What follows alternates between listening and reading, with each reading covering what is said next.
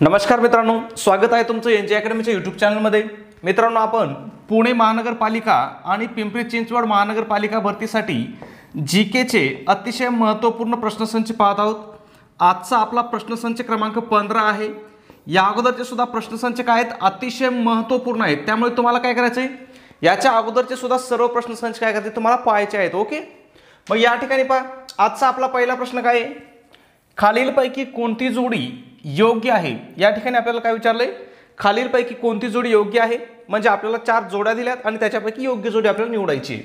मग पहिली जोडी काय दिली पहा, अरुणाचल प्रदेश इटानगर, म्हणजे या ठिकाणी काय दिले पहा, राज्य दिलंय आणि या समोर त्याची राजधानी दिलेली आहे। ओके, राज्य आणि राज्याची राजधानी दिलेली आहे आणि त्यांची आपल्याला योग्य जोडी ओळखायला सांगितलेली आहे। दुसरी जोडी काय दिली पहा, नागालँड आगरतळा, मिझोराम कोहिमा, मणिपूर शिलाँग। तर यापैकी मग योग्य जोडी कोणती आहे, तर ही पहिलीच जोडी योग्य आहे। म्हणजे अरुणाचल प्रदेशची राजधानी काय आहे, तर ती इटानगर आहे। ओके, मग आता या ठिकाणी तुम्हाला लक्षात काय ठेवायचे पहा, की भारतातील जे ईशान्येकडील जे राजधानी ईशान्येकडील जे राज्य आहेत त्यालाच आपण 7 सिस्टर म्हणतो। या राज्याच्या ज्या राजधानी आहेत या तुम्हाला तोंडपाठ करून ठेवायच्या आहेत, कारण प्रत्येक वेळेस परीक्षेमध्ये काय होतं, याच्यावरती किंवा या राज्याच्या राजधानीवरती प्रश्न विचारलेला आहे। ओके, मग या ठिकाणी पहा, आपण प्रश्नातच पाहिलं, अरुणाचल प्रदेशची इटानगर आहे। नागालँडची राजधानी काय आहे, नागालँडची राजधानी कोहिमा आहे। मिझोरामची ऐझवाल आहे। मणिपूरची इम्फाळ आहे। त्रिपुराची आगरतळा आहे। आसामची काय आहे, गुवाहाटी आहे किंवा दिसपूर आहे। ओके, मेघालयची काय आहे, शिलाँग आहे आणि सिक्कीमची गंगाटोक आहे। ओके, मग या सर्व राजधान्या तुम्हाला काय करायच्या, तोंडपाठ करून ठेवायच्या आहेत। ओके, पुढचा प्रश्न आहे आपला प्रश्न क्रमांक 2 आहे। काय विचारलंय, प्रयागराज हे कोणत्या शहराचे नाव आहे। म्हणजे या ठिकाणी आपल्याला विचारलंय की कोणत्या शहराचं नवीन नाव प्रयागराज ठेवण्यात आलेलं आहे, असं आपल्याला या ठिकाणी विचारलेलं आहे। ऑप्शन काय आहेत, अयोध्या, आदिलाबाद, गया आणि अलाहाबाद। तर अतिशय महत्त्वाचं आहे, तर अलाहाबाद या शहराचं नवीन नाव किंवा अलाहाबाद या शहराचं नामांतरण प्रयागराज असं करण्यात आलेलं आहे। ओके, त्याचबरोबर उत्तर प्रदेशमध्ये इतरही काही शहरांचं नामांतरण करण्यात आलेलं आहे किंवा नामांतर बदल करण्यात आलेला आहे। मग फैजाबादचं काय करण्यात आलेलं आहे, तर फैजाबादचं नवीन नाव अयोध्या असणार आहे। त्याचबरोबर मुघलसराई अतिशय महत्त्वाचं आहे, याच्यावरती तर MPSCने सुद्धा प्रश्न विचारला होता की मुघलसराई या शहराचं नवीन नाव काय असणार आहे, तर दीनदयाळ उपाध्याय नगर असणार आहे। ओके, त्याचबरोबर फिरोजाबादचं नाव काय असणार आहे, चंद्रनगर असणार आहे। ओके, फिरोजाबादचं नाव काय असणार आहे, चंद्रनगर असणार आहे। आणि आत्ताच आपल्या महाराष्ट्र सरकारने सुद्धा काय केलेलं आहे पहा, औरंगाबादचं नामांतरण काय केलेलं आहे, छत्रपती संभाजीनगर केलेलं आहे आणि उस्मानाबादचं नामकरण धाराशिव केलेलं आहे। हे सुद्धा तुम्हाला काय करायचं आहे, लक्षात ठेवायचं आहे। ओके, पुढचा प्रश्न काय आपला प्रश्न क्रमांक 3 आहे। काय विचारलंय, युक्रेनची राजधानी कोणती। जर तुम्ही 2-3 महिन्यापूर्वी बातम्या पाहिल्या असतील तर सतत हल्ले येत होते की रशियाने युक्रेनच्या डायजाच्या शहरावरती हल्ला केला, राजधानीच्या शहरावरती हल्ला केला। मग ते शहर कोणतं होतं, तर कीव होतं। म्हणजे युक्रेनची राजधानी कोणती आहे, कीव आहे। सध्या कशामुळे चर्चेत आहे, तर युक्रेन आणि रशिया या युद्धामुळे काय आहे, युक्रेनची राजधानी कीव सध्या चर्चेमध्ये आहे। त्याचबरोबर कधी युद्धास प्रत्यक्ष सुरुवात झाली होती पहा, फेब्रुवारी 2022 मध्ये काय झालेलं आहे, रशिया आणि युक्रेनमध्ये प्रत्यक्ष युद्धास सुरुवात झालेली आहे। त्याचबरोबर इतरही काही देशांच्या म्हणजे त्या परिसरातील शेजारचे जे देश आहेत त्यांच्या राजधानी सुद्धा तुमच्या पाठ असल्या पाहिजेत। मग रशियाची राजधानी कोणती आहे, मॉस्को आहे। जर्मनीची बर्लिन आहे। नॉर्वेची ऑस्लो आहे, खूप महत्त्वाचे, नॉर्वेच्या राजधानीवरती खूप वेळेस प्रश्न आलेला आहे। आणि फ्रान्सची राजधानी पॅरिस आहे। ओके, पुढचा प्रश्न आहे आपला प्रश्न क्रमांक 3 आहे। त्याकडे जाण्या अगोदर मित्रांनो, जर तुम्ही आपल्या चॅनलवर नवीन असाल, तुम्ही जर अजून आपल्या चॅनलला सबस्क्राईब केलं नसेल तर लगेच आपल्या चॅनलला सबस्क्राईब करून घ्या। सबस्क्राईब केल्यामुळे काय होतं, तर आपले जे येणारे नवीन व्हिडिओ आहेत हे व्हिडिओ काय होतात, तुमच्यापर्यंत ऑटोमॅटिक पोहोचले जातात।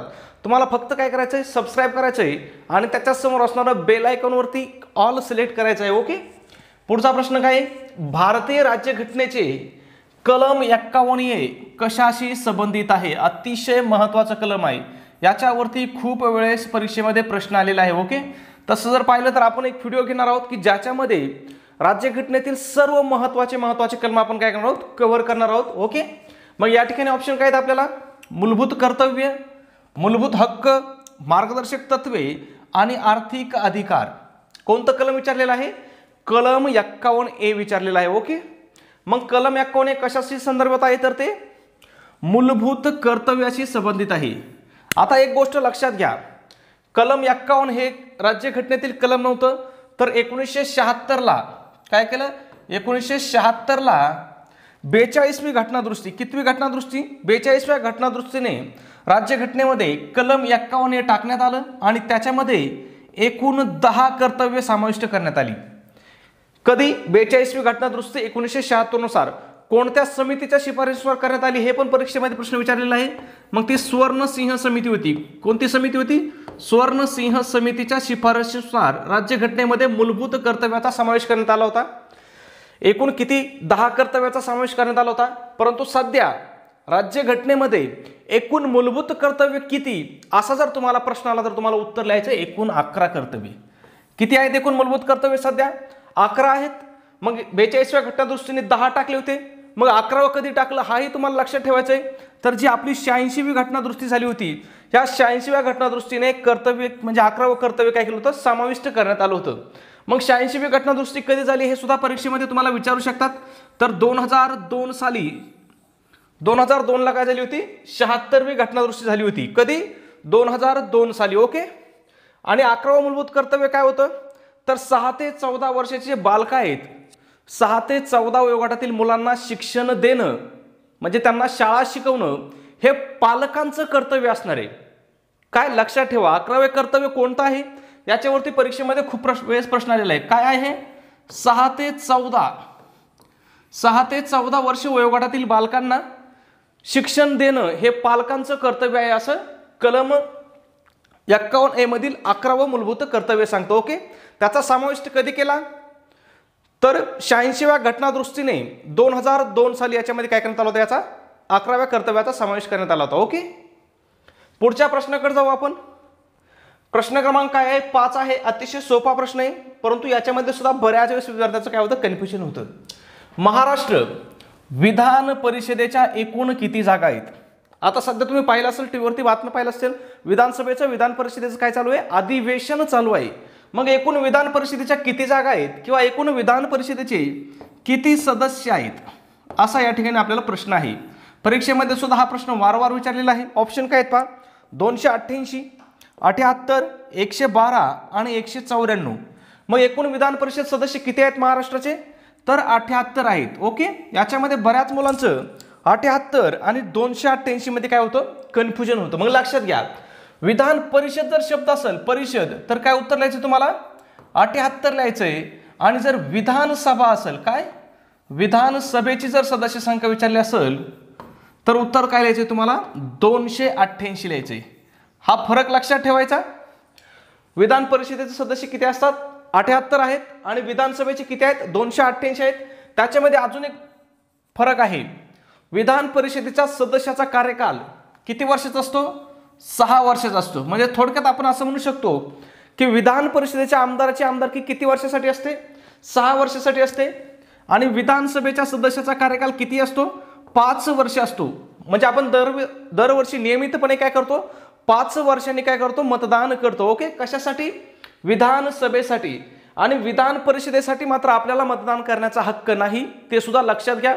विधान परिषदेचे जे सदस्य आहेत यांची निवड कशी होते? तर अप्रत्यक्षरित्या, अप्रत्यक्ष मतदानानुसार त्यांची काय होते? निवड होते. विधानसभा सदस्यासाठी काय करतो आपण? स्वतः मतदान करतो, म्हणजे प्रत्यक्ष पद्धतीने निवड होते. मग तुमच्या मनात शंका असली पाहिजे की विधान परिषदेच्या सदस्यांची निवड कोण करतं, कशा प्रकारे करतं, कोण किती सदस्यांची निवड करतं, हे सुद्धा तुम्हाला महत्त्वाचं आहे, कारण परीक्षेमध्ये याच्यावरती प्रश्न आलेला आहे. ओके, मग या ठिकाणी पहा, विधान परिषद सदस्यापैकी 1/3 सदस्य जे आहेत त्यांची निवडणूक कोणाकडून केली जाते? विधानसभा सदस्याकडून केली जाते. किती सदस्यांची? 1/3 सदस्यांची. त्याचबरोबर पुन्हा 1/3 सदस्यांची निवडणूक कोणाकडून केली जाते? तर स्थानिक स्वराज्य संस्थाकडून. मग ओके, म्हणजे जिल्हा परिषद वगैरे जे असते त्यांच्या सदस्याकडून काय केली जाते? 1/3 सदस्यांची निवडणूक केली जाते. त्याच्यानंतर 1/12 सदस्य कुठून निवडले जातात? तर शिक्षक मतदारसंघातून 1/12 सदस्य निवडले जातात. आणि 1/12 सदस्य हे पदवीधर मतदारसंघातून 1/12 सदस्य निवडले जातात. त्याचबरोबर राज्यपाल निर्वाचित 12 सदस्य असतात. म्हणजे विधान परिषदेवर 12 सदस्य काय असतात, राज्यपाल नियुक्त असतात किंवा राज्यपाल निर्वाचित असतात. ओके, मग हे सर्व तुम्हाला काय करायचं, लक्षात ठेवायचंय, कारण परीक्षेच्या दृष्टीने हे अतिशय महत्त्वाचं आहे. त्याच्यामुळे मी तुम्हाला सांगतो की आपला व्हिडिओ बघताना तुम्हाला काय करायचं, जर शक्य असेल तर वही आणि पेन घेऊन बसायचंय. काय करायचंय, वही आणि पेन घेऊन बसायचंय, कारण आपण तुमच्या एका प्रश्नामधून आपण जवळपास 5 ते 6 प्रश्न कव्हर करत असतो, इतर सुद्धा माहिती तुम्हाला सांगत असतो. त्याच्यामुळे तुम्हाला काय करायचंय, छोट्या नोट्स काढून बसायचं. ओके, किंवा नोट्स काढून घ्यायचे आहेत. ओके, पुढचा प्रश्न पाहण्या अगोदर एक छोटीशी पण महत्त्वाची सूचना. आपण महानगरपालिका भरतीसाठी अतिशय महत्त्वपूर्ण, अतिशय दर्जेदार अशी टेस्ट सिरीज सुरू केलेली आहे. आपल्या टेस्ट सिरीजमध्ये तुम्हाला एकूण 10 क्वेश्चन सेट देण्यात येतील. प्रत्येक क्वेश्चन पेपरमध्ये काय असणार आहेत, एकूण 100 क्वेश्चन असणार आहेत. ओके, एकूण 100 क्वेश्चन प्रत्येकाच्यामध्ये असणार आहेत. मग असे जर तुम्हाला 10 सेट दिले तर तुमच्याकडे महानगरपालिका भरतीसाठी अतिशय उपयुक्त, अतिशय महत्त्वपूर्ण असे काय असणार आहेत, एकूण 1000 प्रश्नांचा संच असणार आहे. ओके, आणि हे प्रश्न आपले कसे असणार आहेत पहा, किंवा आपली टेस्ट सिरीज कशी असणार आहे, तर संपूर्ण अभ्यासक्रमावर आधारित असणार आहे. त्यासोबत तुम्हाला काय केलं जाणार आहे, याची आन्सर की सुद्धा तुम्हाला दिली जाणार आहे. ओके, आपल्या टेस्ट सिरीजची किंमत किती आहे, 150 रुपये आहे. परंतु त्याच्यामध्ये सुद्धा विद्यार्थ्याच्या मागणीस्तव आपण काय करत आहोत, डिस्काउंट ऑफर आपली अजूनही चालू आहे. जर तुम्ही आज टेस्ट सिरीज घेतली तर ती तुम्हाला फक्त 99 रुपयाला पडेल. आता या 99 रुपयाचं पेमेंट तुम्हाला कुठं करायचंय, गुगल पे, फोनपे, पेटीएम, ॲमेझॉनला काय करायचंय, 96 89 14 16 30 आपला हा नंबर आहे. याच्यावरती तुम्हाला काय करायचं, 99 रुपये सेंड करायचे आणि त्याचा स्क्रीनशॉट याच नंबरवरती काय करायचा, व्हॉट्सॲपला शेअर करायचा आहे. ओके, त्याचबरोबर अजून एक शंका आहे, काही मुलांना, बऱ्याच मुलांना शंका आहे की सर परीक्षेमध्ये निगेटिव्ह मार्किंग आहे का. तर मित्रांनो, महानगरपालिकांच्या भरतीमध्ये निगेटिव्ह मार्किंग नाही. काय, निगेटिव्ह मार्किंग नाही, हे पण लक्षात असू द्या, कारण बरेच मुलं कमेंट करतात की सर परीक्षेला निगेटिव्ह मार्किंग आहे का, तर निगेटिव्ह मार्किंग काय नाही आहे. ओके, पुढच्या प्रश्नाकडे जाऊ आपण. प्रश्न क्रमांक काय आहे, प्रश्न क्रमांक 6 आहे. विधानसभा अध्यक्ष त्यांचा राजीनामा कोणास सादर करतात.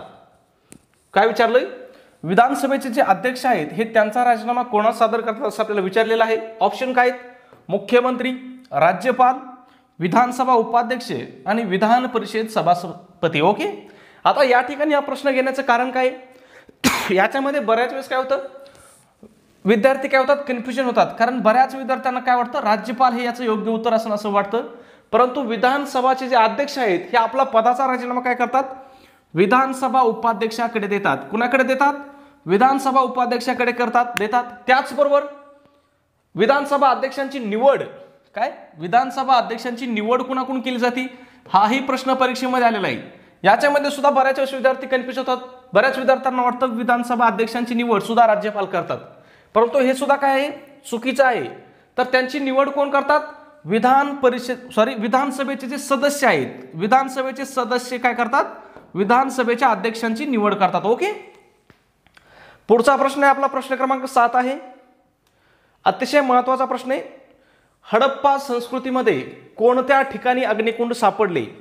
काय विचारलेलं आहे, हडप्पा संस्कृतीमध्ये कोणत्या ठिकाणी अग्निकुंड सापडले. आता हे असे प्रश्न आहेत की हे प्रश्न तुमच्या तोंडपाठ लागतात, याला काही जास्त विश्लेषणाची गरज नाही. मग कुठं सापडलेलं आहे अग्निकुंड, तर काळीबंगन या ठिकाणी अग्निकुंड सापडलेला आहे. ओके, पुढच्या प्रश्नाकडे जाऊ आपण. प्रश्न क्रमांक 8 आहे. काय विचारलंय, सिंधू संस्कृतीची लिपी खालीलपैकी कोणती होती.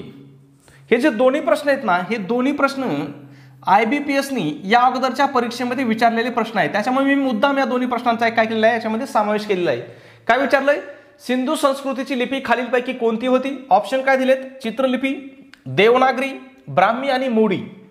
मग कोणती लिपी होती, तर चित्रलिपी होती. ओके, पुढचा प्रश्न आहे आपला, प्रश्न क्रमांक 9 आहे. काय विचारलं या ठिकाणी, चिपी विमानतळ कोणत्या जिल्ह्यात आहे. काय विचारलंय, चिपी विमानतळ कोणत्या जिल्ह्यामध्ये असं आपल्याला विचारलेलं आहे. ऑप्शन दिलेत पहा, सांगली, सिंधुदुर्ग, रत्नागिरी आणि पालघर. तर यापैकी सिंधुदुर्ग जिल्ह्यामध्ये चिपी विमानतळ आहे, लक्षात असू द्या. आता सिंधुदुर्ग विमानतळाला चिपी विमानतळ नाव काय दिलं, तर ते चिपी या गावात आहे. काय, चिपी या गावात आहे म्हणून त्याला काय म्हणतात, चिपी विमानतळ म्हणतात. आणि याची सुरुवात कधी झाली पहा, मार्च 2019 पासून या ठिकाणी काय झालेलं आहे, व्यावसायिक उड्डाणे सुरू झालेली आहेत. ओके, त्याच्यामुळे याच्यावरती परीक्षेमध्ये प्रश्न याची काय दाट शक्यता आहे, लक्षात असू द्या. चिपी विमानतळ कोठे आहे तर सिंधुदुर्ग जिल्ह्यामध्ये आहे. ओके. पुढचा प्रश्न आहे प्रश्न क्रमांक 10 आहे. अतिशय महत्त्वाचा प्रश्न आहे. काय विचारलंय? रयत शिक्षण संस्थेचे अध्यक्ष कोण आहेत? काय विचारलंय? रयत शिक्षण संस्थेचे अध्यक्ष कोण आहेत? ऑप्शन काय आहेत? श्री शरद पवार, श्री देवेंद्र फडणवीस, श्री उद्धव ठाकरे, श्री अशोक चव्हाण. तर यापैकी योग्य उत्तर आहे की रयत शिक्षण संस्थेचे अध्यक्ष श्री शरद पवार आहेत. ओके. अतिशय महत्त्वाचं आहे.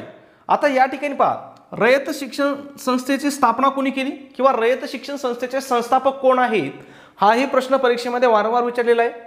मग कोण आहेत तर कर्मवीर भाऊराव पाटील आहेत. ओके. कोण आहेत? कर्मवीर भाऊराव पाटील आहेत. स्थापना कुठे केली होती त्यांनी? काले या ठिकाणी केली होती. सातारा जिल्ह्यातील काले या ठिकाणी केली होती. कधी केली होती तर ती 1911ला केली होती. त्याचबरोबर रयत शिक्षण संस्थेचं ब्रीद वाक्य काय आहे किंवा ब्रीद काय आहे याच्यावरती सुद्धा परीक्षेमध्ये वारंवार प्रश्न आलेला आहे. मग काय आहे तर स्वावलंबी शिक्षण हेच आमचे ब्रीद. काय? स्वावलंबी शिक्षण हेच आमचे ब्रीद. जे विद्यार्थी रयतच्या शाळेत शिकले असतील त्यांना हे माहीत असेल. त्यांची योजना काय होती? कमवा व शिकवा ही योजना होती. आता जवळपास महाराष्ट्रातील जवळपास सगळ्याच विद्यापीठांनी ही योजना काय केलेली आहे? फॉलो केलेली आहे किंवा या योजनेची अंमलबजावणी तर प्रत्येक विद्यापीठाने सुरू केलेली आहे. ओके. पुढच्या प्रश्नाकडे जाऊ त्या अगोदर मित्रांनो, जर तुम्ही अजून आपल्या चॅनलला सबस्क्राईब केलं तर सबस्क्राईब करा आणि व्हिडिओला लाईक मात्र नक्की करायचा. कारण बरेच मुलं काय करतात, व्हिडिओ पाहतात परंतु व्हिडिओला लाईक करत नाहीत, चॅनलला सबस्क्राईब करत नाहीत आणि व्हिडिओ कसा वाटतो हे सुद्धा कमेंटमध्ये सांगत नाहीत. ओके. पुढचा प्रश्न आहे आपला प्रश्न क्रमांक 11 आहे. काय विचारलंय? 2021 मध्ये कुंभमेळा भारताच्या कोणत्या शहरात भरवण्यात आलेला होता? या ठिकाणी आपल्याला विचारलेलं आहे 2021चा कुंभमेळा कोठे भरला असं विचारलेलं आहे. कुंभमेळ्यावरती सुद्धा परीक्षेमध्ये वारंवार प्रश्न विचारले जातात, त्याच्यामुळे हा सुद्धा अतिशय महत्त्वाचा आहे. मग 2021चा कुठे भरला होता? हरिद्वार या ठिकाणी भरला होता. भारतात एकूण किती ठिकाणी कुंभमेळा भरतो तर एकूण 4 ठिकाणी कुंभमेळा भरतो. किती वर्षांनी भरतो तर एकूण 12 वर्षांनी भरतो. ओके. मग ते 4 ठिकाणं कोणकोणते आहेत? हरिद्वार आहे, अलाहाबाद आहे. आता अलाहाबादचं नवीन नामकरण काय केलेलं आहे पहा? प्रयागराज केलेलं आहे. ओके. त्याच्यामुळे तुम्हाला हे सुद्धा ऑप्शन परीक्षेमध्ये देऊ शकतात. प्रयागराज. ओके. प्रयागराज. त्याचनंतर उज्जैनला आहे आणि नाशिकला आहे. आता लक्षात असू द्या, हरिद्वार आणि अलाहाबाद किंवा प्रयागराज हे कुठं आहेत? उत्तर प्रदेशमध्ये आहेत. उज्जैन कोणत्या राज्यामध्ये आहे तर ते मध्य प्रदेश राज्यामध्ये आहे. कोणत्या नदीच्या किनाऱ्यावरती आहे हाही प्रश्न आलेला आहे. मग शिप्रा नदीच्या किनाऱ्यावरती आहे. त्याचबरोबर नाशिक कुठे आहे तर नाशिक आपल्या महाराष्ट्रामध्ये आहे. कोणत्या नदीच्या किनाऱ्यावरती आहे? गोदावरी आहे. ओके.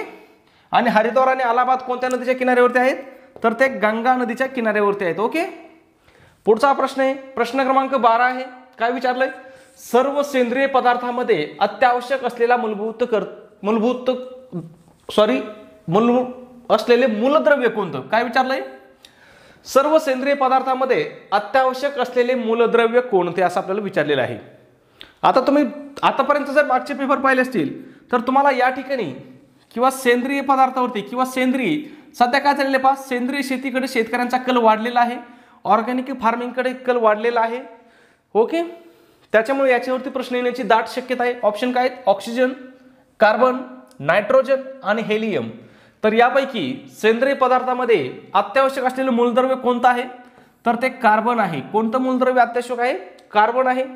मग पहा या ठिकाणी कार्बन पासून तयार झालेल्या संयुगांना सेंद्रिय पदार्थ म्हणतात.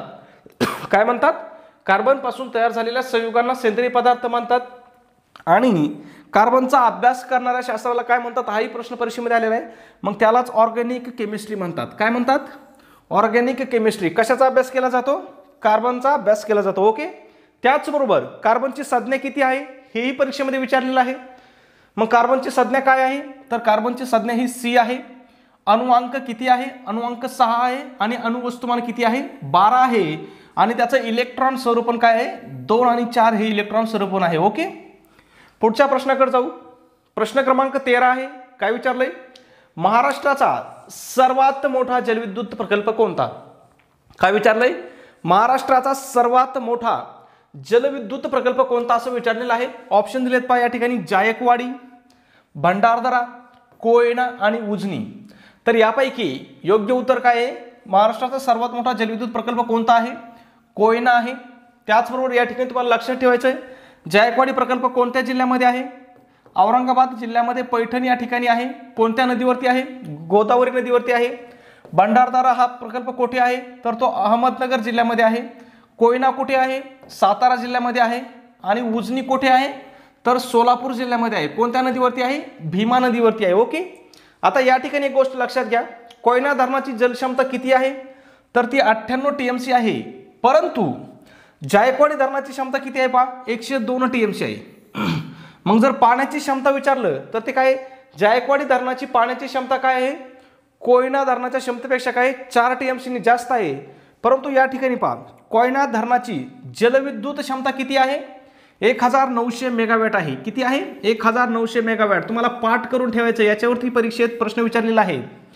कोयना धरणाची जलविद्युत क्षमता किती आहे? 1920 मेगावॅट आहे. आणि हा महाराष्ट्रातील काय आहे? सर्वात मोठा जलविद्युत प्रकल्प आहे. तर जायकवाडी धरणाची क्षमता किती आहे? फक्त 12 मेगावॅट आहे. काय आहे? फक्त 12 मेगावॅट आहे. मग हा फरक कशामुळे आहे? तर जायकवाडी धरणाची काय आहे? उंची कमी आहे आणि लांबी जास्त आहे. त्याच्यामुळे काय? विद्युत निर्मितीसाठी अनुकूल वातावरण नाही आहे त्या ठिकाणी. त्याच्यामुळे काय आहे? त्याची विद्युत निर्मितीची क्षमता काय आहे? कमी आहे. ओके. पुढच्या प्रश्नाकडे जाऊ आपण. त्या अगोदर या ठिकाणी पहा, कोयना नदीवरील सातारा जिल्हा कोयना धरण योजनेसाठी अत्यावश्यक. ओके, हे पाहिलेलं आपण. हा या ठिकाणी हे एक महत्त्वाचं आहे की कोणत्या प्रकल्पास महाराष्ट्राची भाग्यरेषा म्हटलं जातं, असा प्रश्न वारंवार विचारलेला आहे. मग कोणत्या प्रकल्पास महाराष्ट्राची भाग्यरेषा म्हटलं जातं? तर कोयना प्रकल्पाला महाराष्ट्राची भाग्यरेषा म्हटलं जातं. ओके. पुढचा प्रश्न आहे आपला प्रश्न क्रमांक 14 आहे. काय विचारलं या ठिकाणी? डॉक्टर बाबासाहेब आंबेडकर विमानतळ कोठे आहे? आता हा प्रश्न या अगोदरच्या पेपरमध्ये सुद्धा किंवा या अगोदरच्या व्हिडिओमध्ये सुद्धा मी घेतला होता, परंतु त्याच्यामध्ये या प्रश्नाचं उत्तर कमेंटमध्ये द्यायला मी सांगितलं होतं. परंतु या ठिकाणी बऱ्याच विद्यार्थ्यांच्या कमेंट येतात की सर कमेंटमधील प्रश्नांचं उत्तर पुन्हा पुढच्या पेपरमध्ये घेत जा. त्याच्यामुळे या ठिकाणी मी हा प्रश्न घेतलेला आहे. मग डॉक्टर बाबासाहेब आंबेडकर विमानतळ कोठे आहे? तर ते नागपूर शहरामध्ये आहे. बऱ्याच विद्यार्थ्यांनी याचं बरोबर उत्तर दिलं होतं. त्या सर्व विद्यार्थ्यांचे मी मनापासून आभार मानतो की तुम्ही खरंच चांगल्या पद्धतीने अभ्यास करत आहात. ओके. त्याचबरोबर आता या ठिकाणी ॲडिशनल माहिती लक्षात ठेवा. भारतात सध्या किती आंतरराष्ट्रीय विमानतळ आहेत? तर एकूण सध्या 17 आंतरराष्ट्रीय विमानतळ आहेत. त्याचबरोबर मग जे महत्त्वाचे विमानतळ आहेत त्यांची नावं तुम्हाला लक्षात ठेवायचे. पहा, मुंबई येथे जे विमानतळ आहे त्याचं नाव काय? छत्रपती शिवाजी महाराज आंतरराष्ट्रीय विमानतळ आहे. दिल्लीच्या विमानतळाचं नाव काय? इंदिरा गांधी आंतरराष्ट्रीय विमानतळ आहे. कोलकात्याचं जे विमानतळ आहे त्याचं नाव काय? नेताजी सुभाषचंद्र बोस आंतरराष्ट्रीय विमानतळ आहे. त्याच्यानंतर अहमदाबादच्या विमानतळाचं नाव काय आहे? तर सरदार पटेल आंतरराष्ट्रीय विमानतळ. अमृतसर शहरातील विमानतळ आहे त्याचं नाव काय? गुरु रामदासजी आंतरराष्ट्रीय विमानतळ. पोर्ट ब्लेअर या ठिकाणी जे विमानतळ आहे त्याचं नाव काय? वीर सावरकर. आणि गुवाहाटी या ठिकाणी जे विमानतळ आहे त्याचं नाव आहे गोपीनाथ बारडोली आंतरराष्ट्रीय विमानतळ. ओके. त्याचबरोबर इतरही काही विमानतळ आहेत परंतु त्यांचे नाव शक्यतो काय? त्या शहराच्या नावाने आहेत. ओके. पुढचा प्रश्न आहे 15 नंबर. यापैकी कोणत्या सरोवराची निर्मिती एका उल्कापातामुळे झाली आहे? काय विचारलंय? खालीलपैकी कोणत्या सरोवराची निर्मिती ही उल्कापातामुळे झाली असं विचारलंय. पहिलं तर ऑप्शन आपल्याला लोणार झालेलं दिलं आहे आणि लोणार हेच आपलं काय असणार आहे? योग्य उत्तर असणार आहे. मग लोणार हे काय आहे? उल्कापातामुळे निर्मिती होणारे हे काय?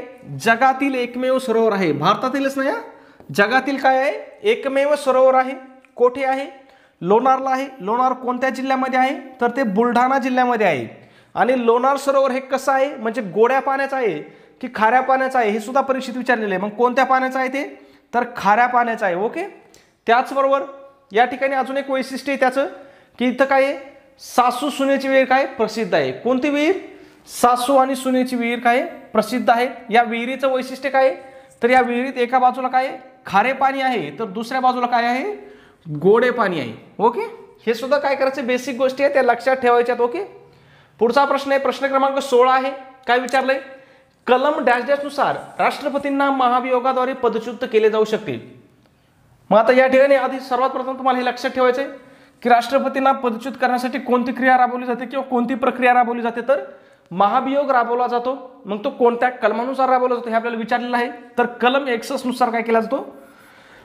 महाभियोग राबवला जातो. ओके. पुढच्या प्रश्नाकडे जाऊ. प्रश्न क्रमांक किती आहे? प्रश्न क्रमांक 17 आहे. काय विचारलंय? डॅश डॅश हा जागतिक आरोग्य दिन म्हणून साजरा केला जातो. या प्रश्नाचं उत्तर तुम्हाला कमेंटमध्ये सांगायचे. तोपर्यंत मी काय करतो? पाणी पितो. Okay.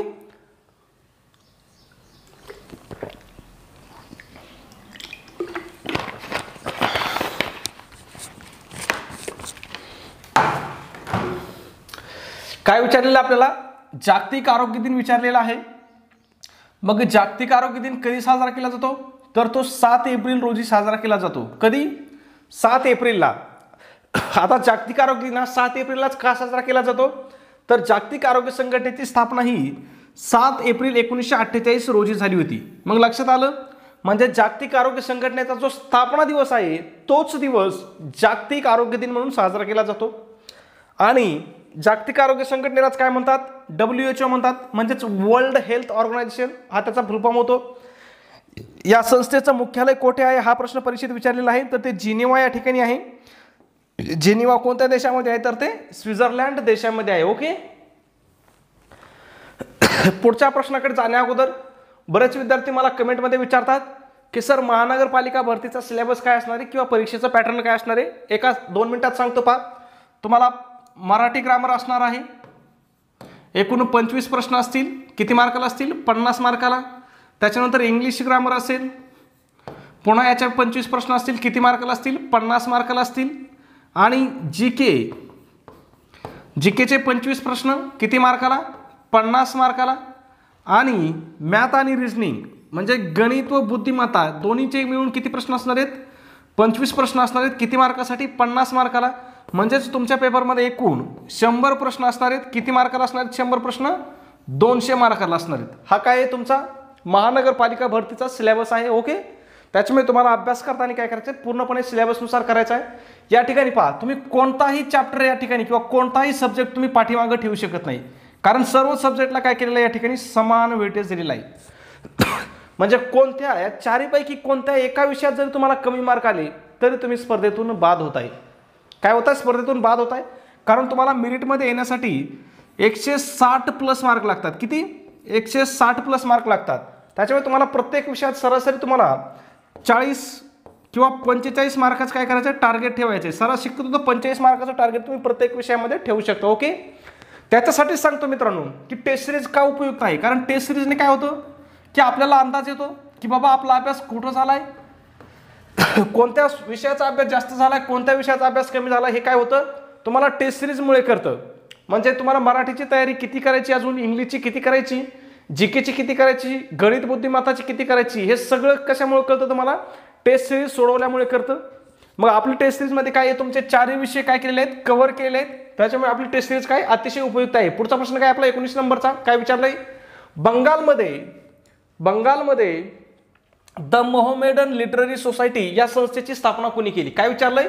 The Mohammedan literary society या संस्थेची स्थापना कुणी केली? मग कुणी केलेली आहे? अब्दुल लतीफ यांनी केलेली आहे. कोठे केलेली आहे? तर ती बंगालमध्ये केलेली आहे. ओके.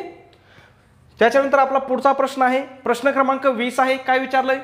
आझाद हिंद सेनेच्या महिला रेजिमेंटचं नेतृत्व कोणी केलंय? आझाद हिंद सेनेच्या महिला रेजिमेंटचं नेतृत्व कोणी केले असं आपल्याला विचारलेलं आहे. या प्रश्नाचं उत्तर तुम्हाला काय करायचं आहे? कमेंटमध्ये सांगायचंय.